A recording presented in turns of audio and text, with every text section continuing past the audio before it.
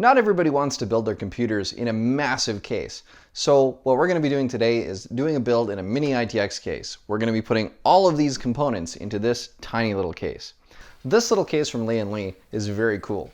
It comes with a handle to carry it around. If you're a gamer that likes a portable machine so you can play with friends or go to LAN parties, this may be a case worth considering.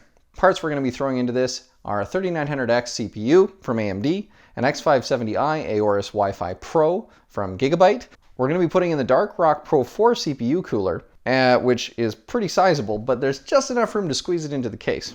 We're going to be putting in the RTX 2070 GPU, which is still a really great GPU for gaming. We've got 3 Lian Li board digital fans, and look at this cute little power supply. That is a 750 watt power supply. It's the SF750 from Corsair. That is just amazing how small that is, but it's going to fit perfectly inside this little case. We've got 2 solid state drives going in, both M.2 NVMe. One's a 512 and one's a 1 terabyte. Both are the Samsung 970 EVO Plus. So there's going to be plenty of space for storing programs, games, and anything else the user might want to use it for. It's going to be very portable, and it's not going to take up a ton of desk space. All right, so let's get this thing slapped together and we'll see how the thermal performance is with the Lian Li TU150.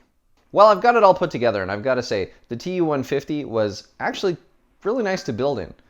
As a Mini-ITX case, there's not a lot of room to move around, and actually installing the motherboard with a big Dark Rock Pro 4 heatsink provided a little bit of a challenge because the screw in the top left corner of the motherboard in the far right corner was really hard to get to.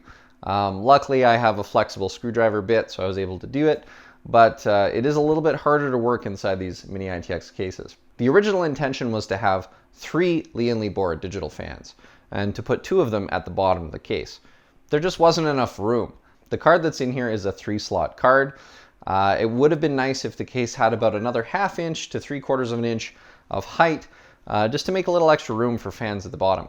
That being said, because the GPU has 3 intake fans pulling air up into the GPU, there's more than sufficient airflow at the bottom of the case. Now, if I could add to my wish list for future things I'd like to see with a Mini-ITX case like this, would be to have that extra 3/4 inch height for fans at the bottom, but I'd also like to see a dust filter included at the bottom of the case as well. So the Lian Li TU150 has a dust filter at the front, which is great because that's going to be the primary intake.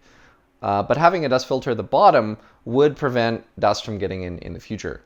Now the case itself, really easy to work with. All the panels are literally just a pop release, so they just come right off. And the brushed metal looks absolutely fantastic. As far as a Mini-ITX case build goes, there was more than enough room for a massive heatsink, as well as a full-sized graphics card. Now the GPU was just able to fit past the edges of the case to actually get in.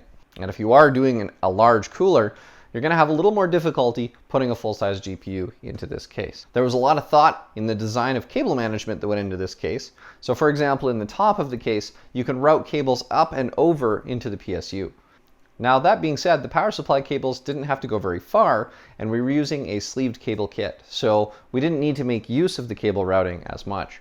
So between the cable management on the top of the case and at the rear, there's more than sufficient space to do an ITX build.